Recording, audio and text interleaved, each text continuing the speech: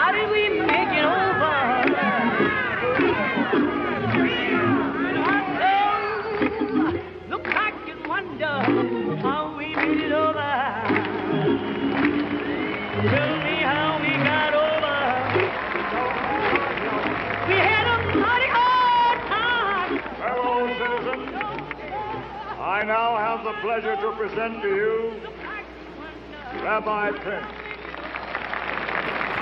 Rabbi Joachim Prinz stepped to the podium as a Jew who had been expelled from Nazi Germany 25 years earlier. Prinz's journey took him from synagogues in Berlin, where he resisted the Nazi regime, to the steps of the Lincoln Memorial, where he denounced segregation. When I was the rabbi of the Jewish community in Berlin under the Hitler regime, I learned many things. The most important thing that I learned in my life, and under those tragic circumstances, is that bigotry and hatred are not the most urgent problems. The most urgent, the most disgraceful, the most shameful, and the most tragic problem is silence.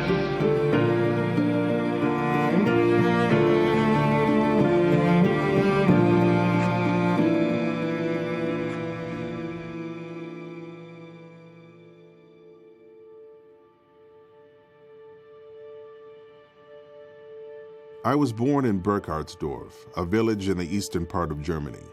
There were 900 people in the village. Somehow I knew that I was a Jew, but not because of any Jewish customs that were observed in the house. We had a Hebrew prayer book, but it was only taken out when there was a thunderstorm. My father was very much the father figure, whom I respected more than I loved, but my mother made up for it. It was she who told me fairy tales, and it was she who embraced me as often as she saw me. They actually moved to a larger village so that there would be more Jews, and that was his mother's pushing. Alas, at the age of 36, she died.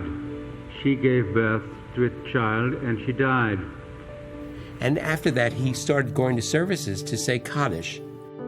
The rabbi went to the ark and took out the Torah scroll. He gave it to me to hold and sit with during the service. It had a beautiful velvet mantle, adorned with the golden letters and symbols, and my cheek touched the velvet. I actually felt that I was sitting with my mother, since the velvet was as soft as her skin. I finally found my identity. I was a Jew. I was a Jew, belonged to the Jewish people. Then and there, I determined to become a rabbi. My greatest experience was a relationship with my rabbi, Felix Goldman. Several times a year, he would ask me to get up at 5 o'clock in the morning and come to his house. In front of his house was a horse-drawn carriage loaded with packages. The driver took us to the districts of the town where the poor people lived. Almost all of these people were Christians, and Dr. Goldman knew the names of the poorest of the poor. Whenever we stopped in front of a house, he would ask me to place one of the packages in front of it. Then we left. Giving was an expression of love to one's neighbor. It did not matter to him whether the neighbor was Jewish or not, a believer or an atheist. He was a human being.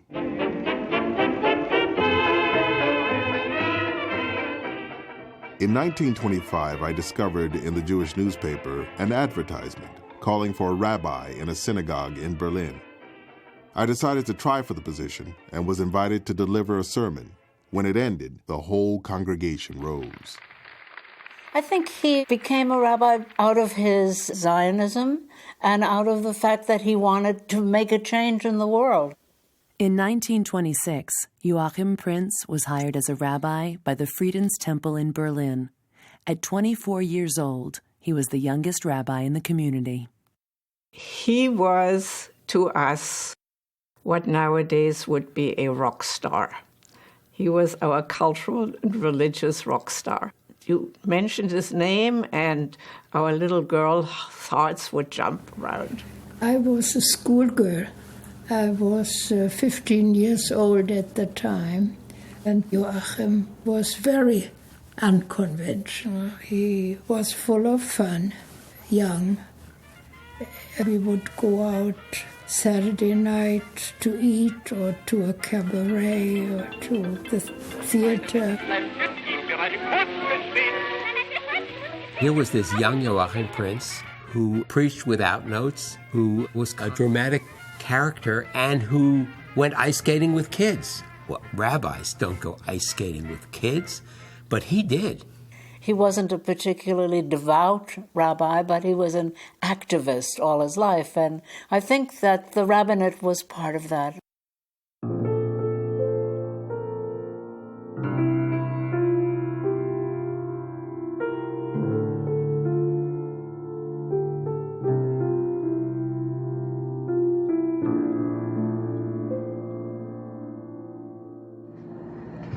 In 1931, I delivered a sermon, and I said to the Jews that they should watch Hitler because he will someday be the leader of the German people.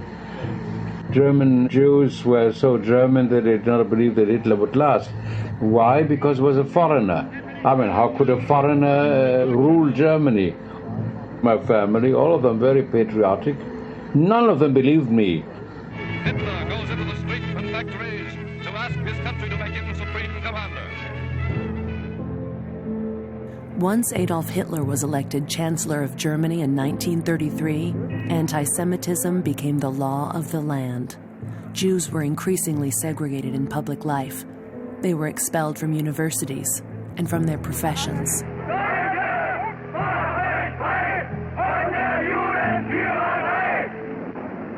Everywhere is a ghetto, and it has a sign.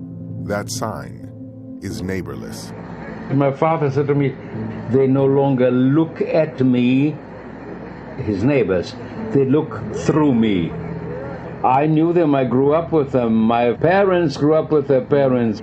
The neighbors who would say hello to the Jews in 1932, by 1935, were walking by them as if they had never seen them before. That creates a despair. Prinz fought against that despair. He fought to shore up Jewish self-confidence, Jewish self-respect, Jewish self-esteem. That's what I consider a kind of spiritual resistance.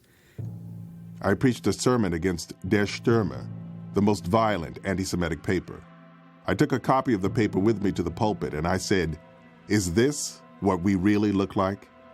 Look at yourselves and look at each other. Is this the true picture of the Jews?" Suddenly, Jews for whom their Jewish identity was hollow found the need to fill in that Jewish identity with real substance.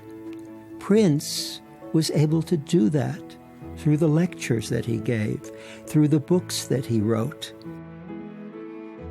Foreseeing the end of Jewish life in Germany, Prinz urged his followers to leave and emigrate to Palestine.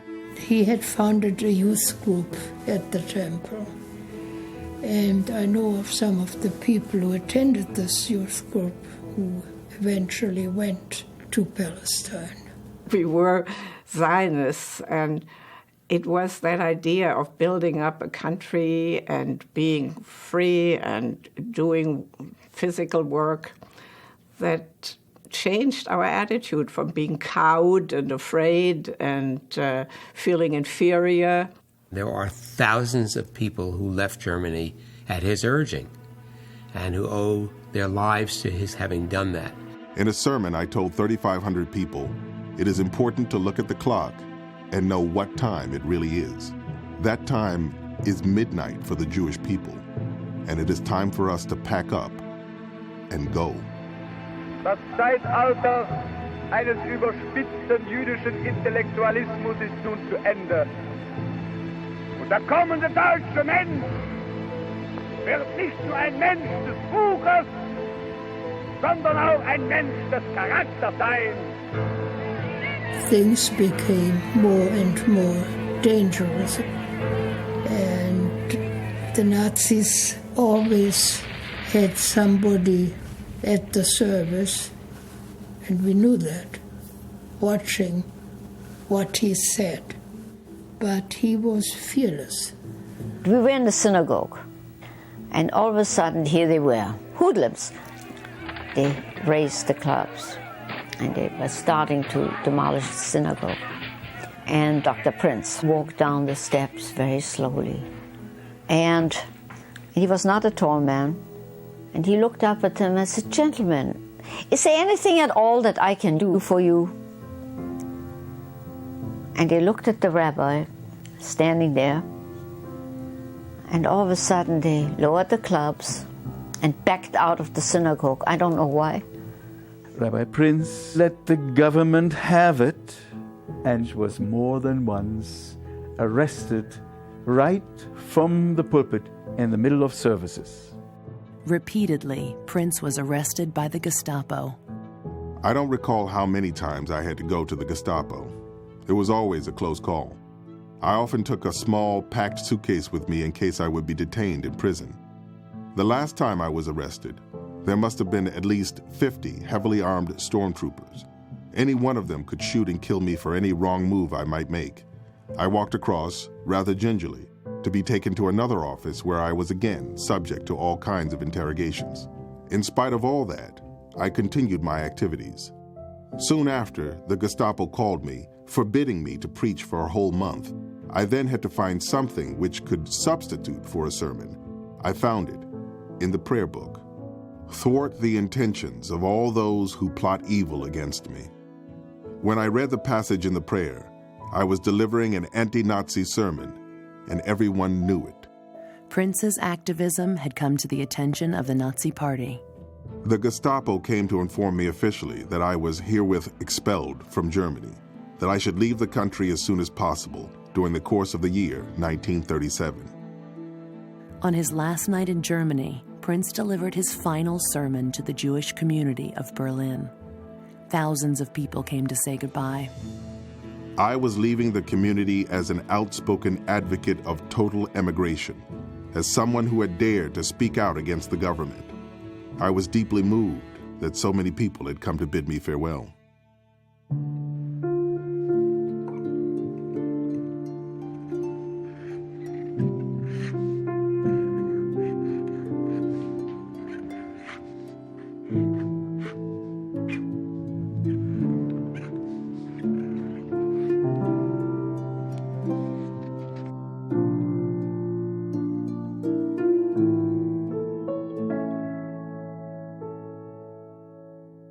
When Prinz had become so persecuted in Germany that he had to leave in order to save his life, it was Stephen Wise who made it possible for him to come to the United States.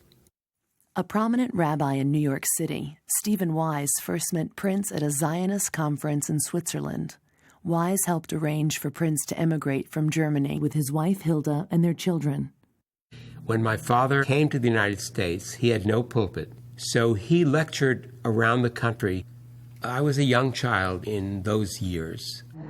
I spoke to Jews and to non-Jews, universities, churches, synagogues.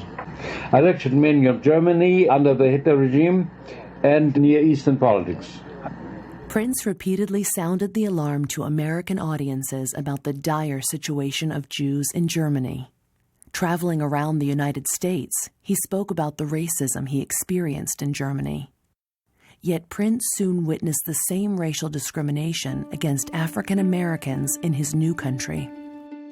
Naively, I took it for granted that blacks were equal and that, in a democracy, there was no problem of any kind of deprivation and discrimination. One wants so much to believe in the Statue of Liberty. The awakening happened when he went to deliver a speech to a group in Atlanta. And there was a professor of Bible, a black academic, said, "I'm going to Atlanta. I want to meet this professor."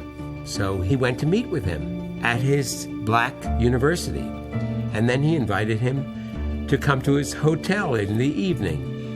Meantime, he went to deliver this talk. I was greeted by the people in charge of the affair. One of them said to me, "I understand that you visited that nigger in the black seminary." I was completely speechless. I responded that it was true that I had invited that great scholar and that I had earlier had a very interesting time with him. But I could not help adding that I was amazed to hear such words from a Jewish group welcoming a Hitler refugee. No one replied. I could not morally say justice to the Jews unless we also say justice to the blacks. It is indivisible. His understanding of the black predicament in America must have been informed by his understanding of the Jewish predicament, especially in Germany. And here's how that predicament goes. If you don't stand up to injustice at first dawn, that injustice will overwhelm you. As long as I can remember, civil rights, and it probably wasn't called civil rights, was a central part of our family and my father's life and work. I've always thought that his basic love of justice really came out of the fact that he felt everybody should enjoy life. My father really loved life. He loved everything about living. And for people to be subjugated and not be able to have the share of life and enjoyment that he had, he just couldn't stand for that. In 1938, Prinz received a call from Stephen Wise about a congregation in Newark, New Jersey looking for a rabbi. Prinz met with members of Temple B'nai Abraham and was hired on the spot. I told the congregation that I must be assured by them that I would be able to work in complete freedom, be completely independent, and that I would not be involved in a popularity contest, but rather be the leader of the congregation. B'nai Abraham became a magnificent place where people came to hear him preach. It was a message of, I was in Germany, I saw what could happen when human beings lose their freedom. Let's see what we can do in America to make sure this doesn't happen. And the message in Newark was, the black man deserves better. In Newark, as in so many northern cities, the white population had started to move out of the city. African Americans moving in faced employment and housing discrimination. Mrs. Hazelwood, how long have you lived in this neighborhood? About 4 years.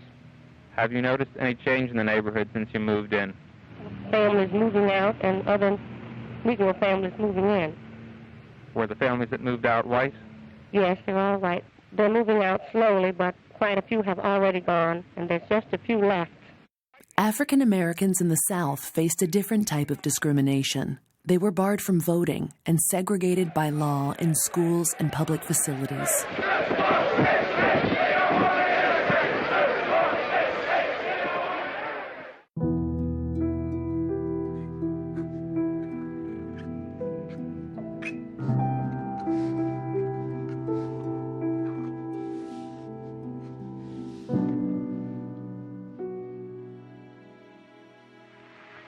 The Negro citizens of Montgomery, Alabama, have refrained from riding city buses since December 5th. We, the Negro citizens of Montgomery, Alabama, do now and will continue to carry on our mass protest. All in favor, let it be known by standing on your feet. Martin Luther King's leadership during the Montgomery bus boycott in 1955 sparked the civil rights movement. One of the great glories of American democracy is that we have the right to protest for rights. This is a non-violent protest. A few years later, in 1958, Prinz met Martin Luther King for the first time. King delivered an address at the American Jewish Congress Convention when Prinz was elected president of the organization. They had a lot in common. First of all, my father never used notes to give a speech. It was always extemporaneous. And I think he saw in Martin Luther King the same appreciation for the power of the spoken word as a way to influence people. Many of the indignities that blacks faced and many of the injustices that blacks face unfolded with silence. When both Prince and King are on the scene, that silence was challenged. And the challenge we now know is the modern civil rights movement. As the new president of the AJC, Prinz worked tirelessly to strengthen the Jewish alliance with African American leaders. Their common goal? To press the federal government to use its power to guarantee equality. Ladies and gentlemen, I do not decry laws, for they are necessary. But I say that laws themselves will never solve problems that must have their roots in the human heart and in the human emotions. Prinz began to write letters to President Eisenhower, urging him to take action. Dear Mr. President, we respectfully suggest that you call a White House conference on equality to rally the American people in support of the 1954 Supreme Court decision calling for school integration. At stake are the two most precious inheritances of our American democracy: respect for the individual, derived from the great religious principle that all men are the creatures of God, and respect for law. When synagogues and black churches across the country became the targets of bombings and violence, Prinz became even more committed to the civil rights struggle. These events confirmed the importance of working with black leaders for equality and justice. Atlanta has always been a lighthouse of racial and religious tolerance in the South. And we are shocked and amazed that this awful thing could happen in our midst. After a prominent synagogue in Atlanta was bombed, Prinz wrote to President Eisenhower again, linking the anti-Semitic destruction to the problem of racism. The violence which erupted in Atlanta today emphasizes once again the need for most vigorous action on your part, Mr. President, to mobilize the forces of decency and democracy in our country, which are looking to you for leadership. We urge you, Mr. President, to call a national White House conference. In addition to writing letters, Prinz joined civil rights activists in peaceful protests. They held sit-ins and picketed at segregated restaurants and stores. We all felt that we were living in a troubled period and troubled land, and that we were being denied certain basic human rights. That what had happened to members of the Jewish community in Germany was evil. And in a real sense, we felt this kinship, we felt this spirit, and we became connected.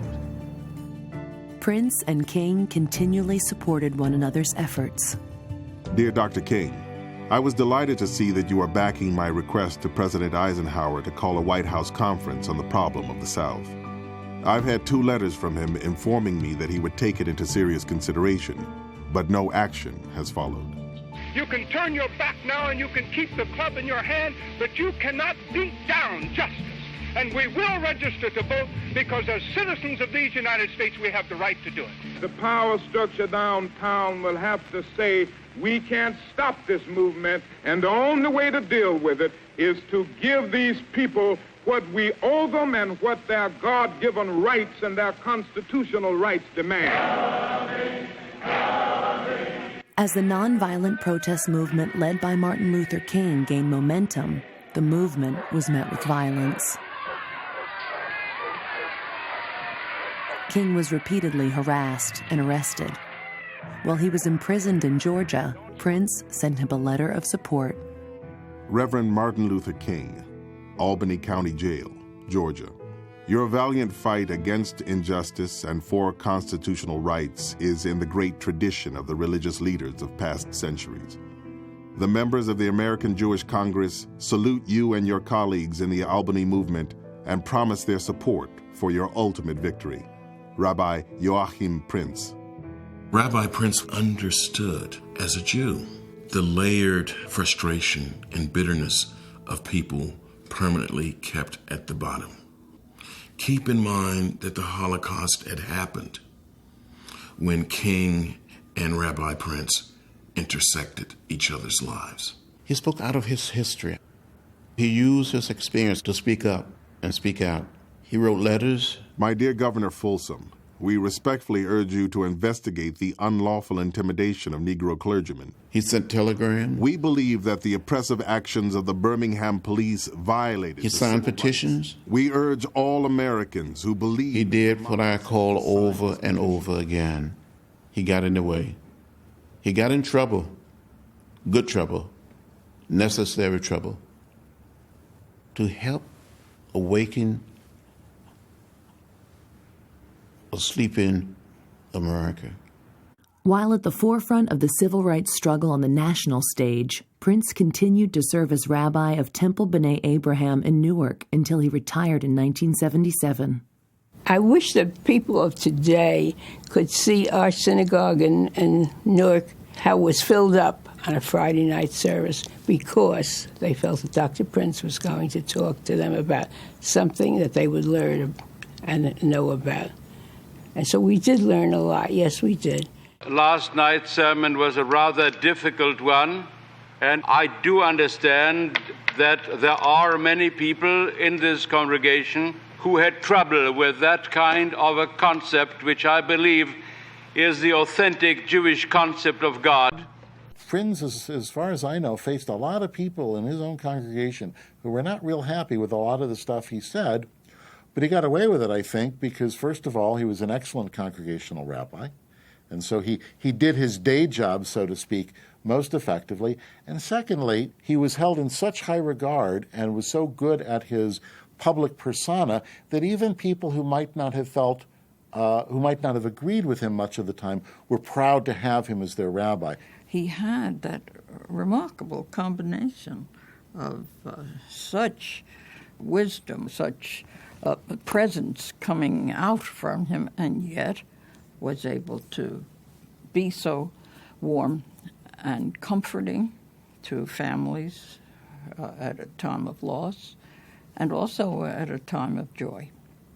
He was a man that was deeply involved in the lives of people, but not collectively. Each one was an individual, and he not only knew them, but he cared about them. That kind of personalizing of his rabbinate was an example to each of us of how to conduct our lives.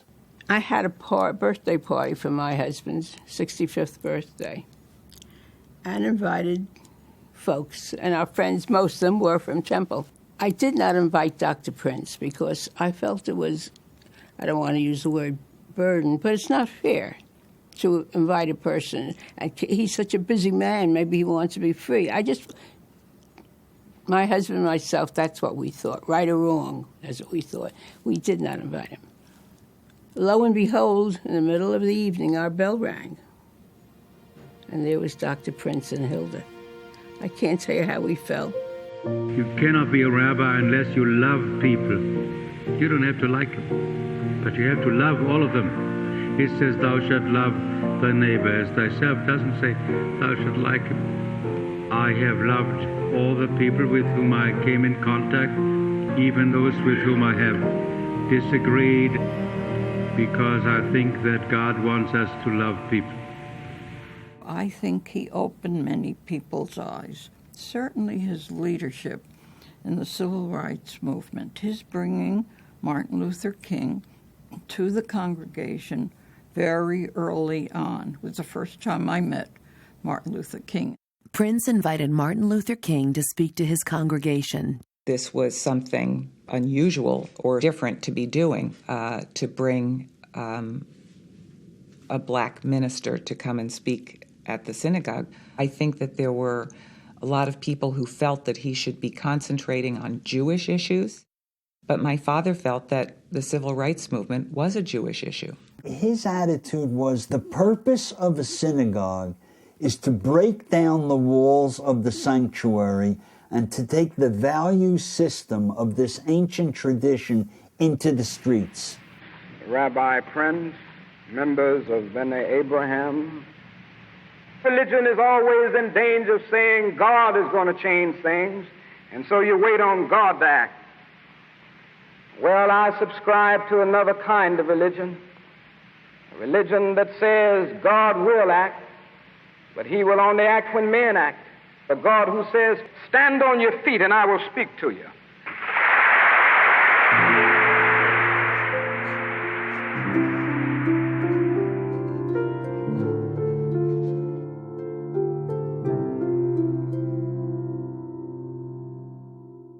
In In 1961, the country elected a young president named John F. Kennedy. The following year, he proposed comprehensive civil rights legislation, banning racial discrimination and giving the federal government enforcement powers. Fires of frustration and discord are burning in every city. Where legal remedies are not at hand, redress is sought in the streets. We face, therefore, a moral crisis as a country and a people. Civil rights leaders A. Philip Randolph and Bayard Rustin organized a march on Washington to demonstrate mass support for political and economic equality and to urge Congress to pass Kennedy's civil rights bill. They invited Prince to be one of the march leaders and to deliver an address. Today's gathering is the largest in Washington's history. 200,000 people converge on the nation's capital to rally for civil rights. They come united in one cause, to urge Congress to pass a civil rights bill to end forever the blight of racial inequity. It was a spectacular day in late August, but very, very hot. We ask you to assemble in your respective groups now. 100,000 people coming here all at one time. Purpose is to coerce and intimidate and politically browbeat the Congress into passing bills that they would perhaps not otherwise pass. They have more freedom here than in any country in the world. No one is deprived of freedom that I know about. All the great white Christian majority of this country opposes this thing, and we feel that there must be somebody here on their behalf to show that we protest. Big questions hung over this march on Washington. Would there be violence? The Negro leaders and the white leaders had said that they would take every means available to them to prevent any violence. The top leaders of the movement are conferring on Capitol Hill with members of Congress, pointing up the aims of the rally. They are scheduled to move to the Lincoln Memorial at noon. We went to the mall, and my father joined the speakers. We begin the march for freedom now. Freedom, freedom, freedom, freedom. Leaders of the civil rights demonstration are now marched to the Lincoln Memorial. Man that led us suffered, you know he hung on Calvary. And the brother thanked him behind brought me. During the March on Washington, the spirit of history had tracked each and every one of us down to play a role, to do our part in bringing together all humankind. Mahalia Jackson sang. She was, she broke down the house. God been so good to me.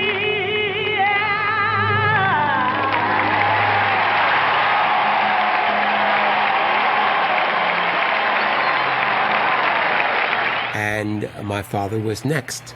I now have the pleasure to present to you Rabbi Joachim Prinz, President, American Jewish Congress.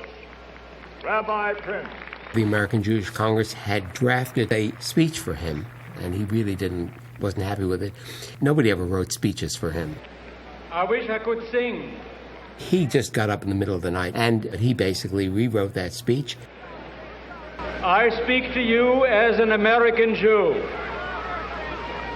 As Americans, we share the profound concern of millions of people about the shame and disgrace of inequality and injustice, which makes a mockery of the great American idea. As Jews, we bring to the great demonstrations in which thousands of us proudly participate, a twofold experience, one of the spirit and one of our history. In the realm of the spirit, our fathers taught us thousands of years ago that when God created man, he created him as everybody's neighbor. Neighbor is not a geographic term. It is a moral concept. It means our collective responsibility for the preservation of man's dignity and integrity. From our Jewish historic experience of 3,500 years, we say our ancient history began with slavery and the yearning for freedom. It is not merely sympathy and compassion for the black people of America that motivates us. It is, above all, a sense of complete identification and solidarity born of our own painful historic experience.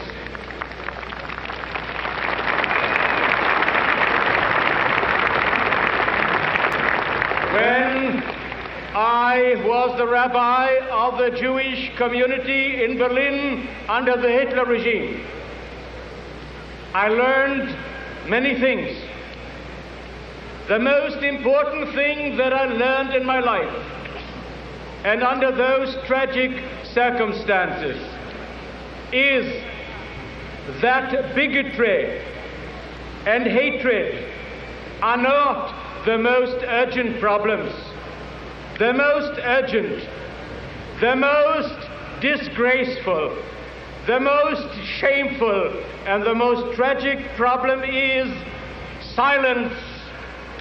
A great people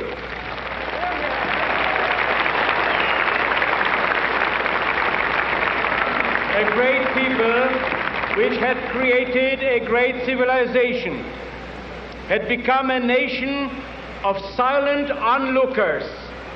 They remained silent in the face of hate, in the face of brutality, and in the face of mass murder. America must not become a nation of onlookers.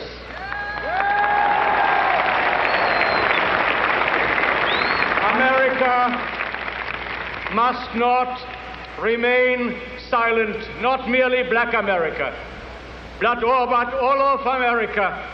It must speak up and act from the president down to the humblest of us, and not for the sake of the Negro, not for the sake of the black community, but for the sake of the image, the dream, the idea, and the aspiration of America itself.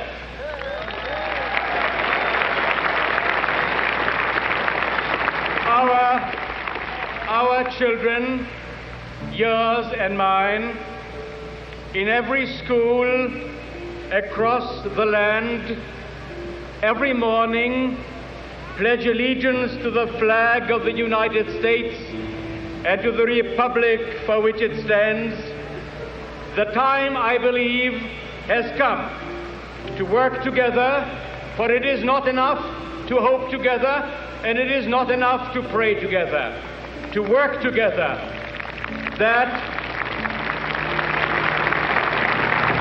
this children's oath will become a glorious, unshakable reality in a morally renewed and united America. Thank you.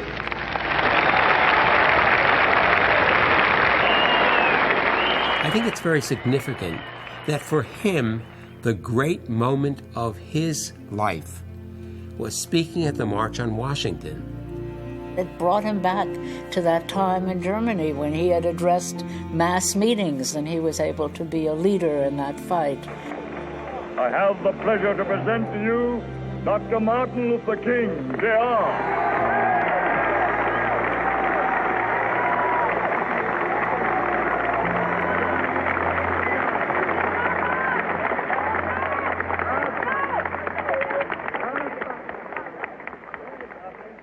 am happy to join with you today in what will go down in history as the greatest demonstration for freedom in the history of our nation.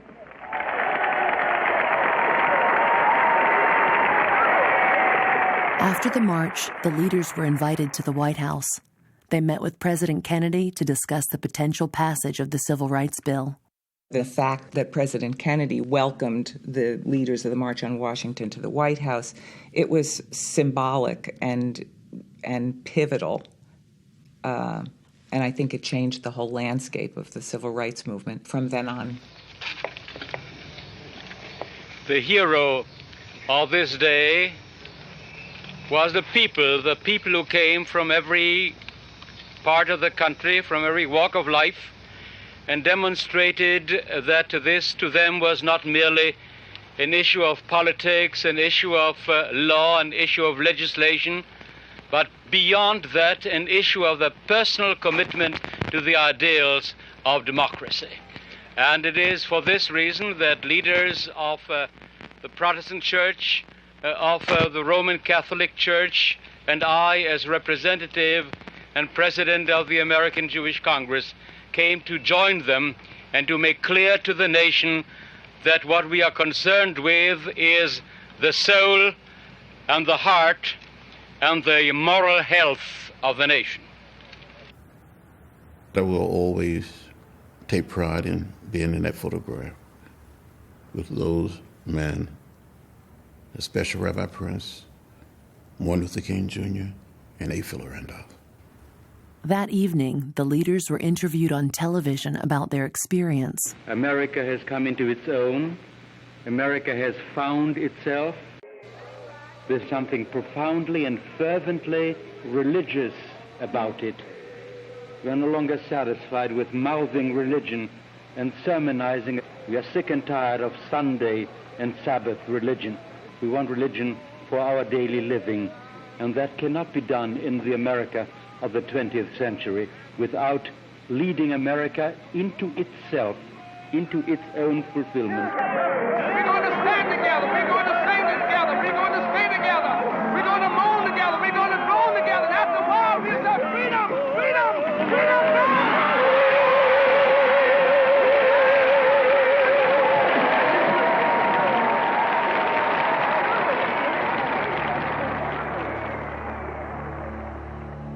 Three months later, President Kennedy was assassinated. He would not live to see the passage of his Civil Rights Bill. President Johnson signed the bill into law in July of 1964. The same year, Martin Luther King was awarded the Nobel Peace Prize. Martin Luther King understood that religion has never been a stranger to the issues of the world, and that the Hebrew prophets discussed matters of war and peace, of justice and equality as religious topics. I felt that it was wrong to talk about a revival of the Hebrew prophets by referring to some vague ethical principle without understanding that the prophets always translated these principles into political activities. In Martin Luther King, I found a kindred soul.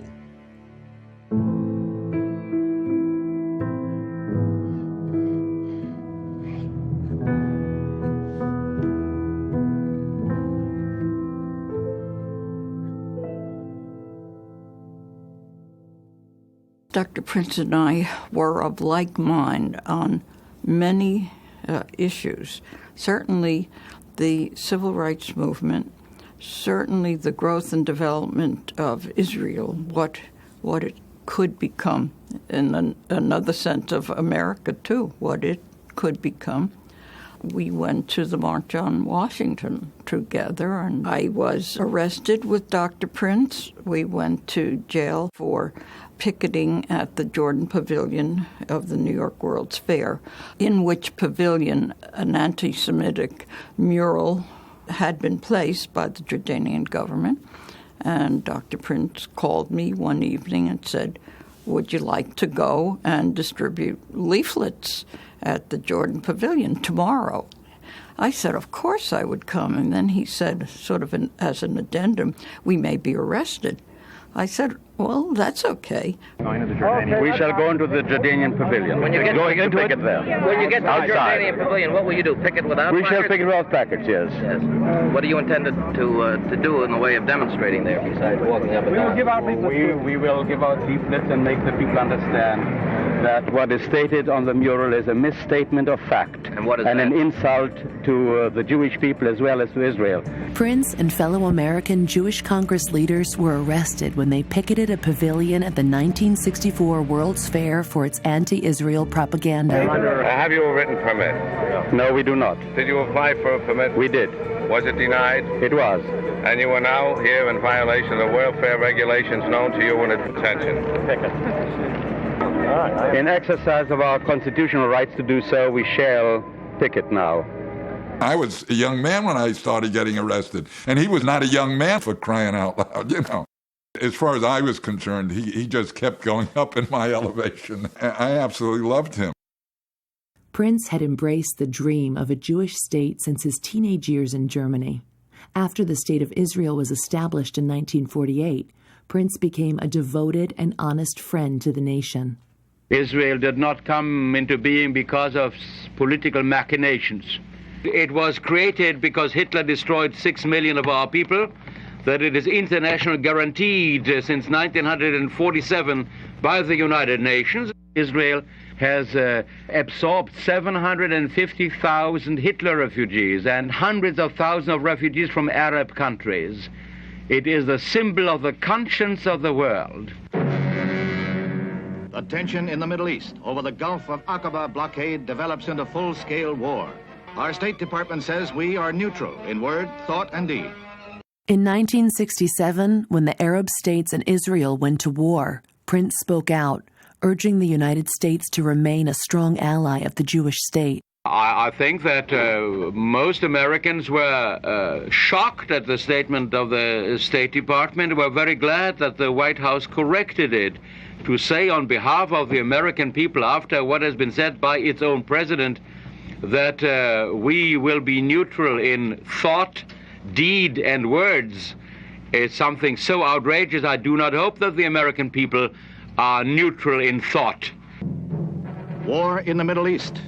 Israeli forces drive spearheads across the Sinai Peninsula, west to the Suez Canal, south to the entrance of the Gulf of Aqaba, breaking the blockade, capturing the west bank of the Jordan River, and occupying the old city of Jerusalem. As a result of the Six-Day War, Israel gained control of the Egyptian Sinai, the Syrian Golan, the Jordanian West Bank, and Arab Jerusalem. I remember that he went to Israel shortly after the Six-Day War because he wanted to see the territories, because in his mind, this was going to be something temporary. He wanted to go see them while he was able to see them. After the war, Prinz privately urged Israeli leaders to exchange land for peace and to resolve their differences with the Palestinians. My father was always someone who had a great sense of history and who understood very clearly that despite the fact that Arab states had attacked Israel once it was founded, that the Palestinians who were in Israel, who lived in Israel, had been there for generations, and that they had also a claim on that land, certainly on their homes. For a war cannot be successful, for in the end, a war will prove to be destructive, not merely to the defeated nation, to the vanquished, but also to the victors. After another war divided the Middle East in 1973, Prinz spoke out publicly for reconciliation and peace. He opposed Israel's practice of building settlements on land gained in war. The only sane course on which Israel and her neighbors can now embark is that of establishing permanent peace in the entire region.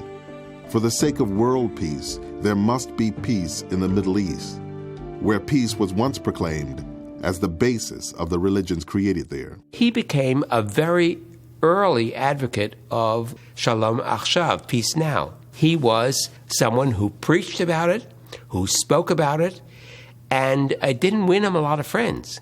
Rabbi Prinz did what he thought was right. And sometimes what he thought was right was not yet popular. That's the nature of people who are ahead of their times.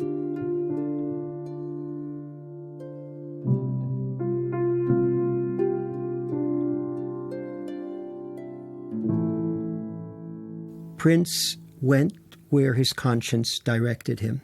He believed very strongly in the importance of Jewish identity and of the Jewish people, and that the Jewish people had a message for humanity. Rabbi Prinz must be remembered as one of those courageous souls that were picked up and lifted by his own conscience, but also by the spirit of history. We stand in a structure that is us. It's a reflection of who we are as a people. It's a reflection of our history. It's a reflection of the continuity of the spirit of America.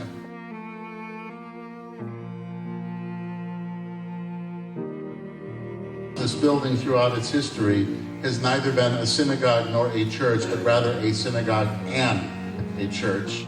This is a civil rights landmark, and so the temple is not just the home of two congregations in my mind, but it's important to the civil rights movement and to the history and the continuity of who we are as a country. And I think that's why they gave our building national significance. In this building, which holds the echoes of heroes, of Martin Luther King, of Rabbi Prinz, of so many people who believed not just in the people in front of them in their congregation, but believed in a spirit that was so much larger, so much grander than they themselves were as individuals. This is a time we need to hear the echoes of history, to hear the voices of people like Martin Luther King or Rabbi Prinz, and hear what they called for us to be.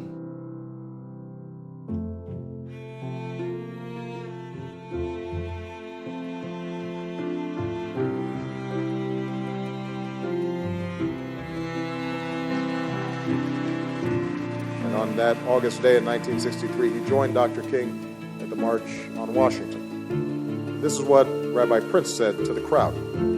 In the realm of the Spirit, our fathers taught us thousands of years ago that when God created man, he created him as everybody's neighbor. Neighbor is not a geographic term. It is a moral concept. It means our collective responsibility for the preservation of man's dignity and integrity.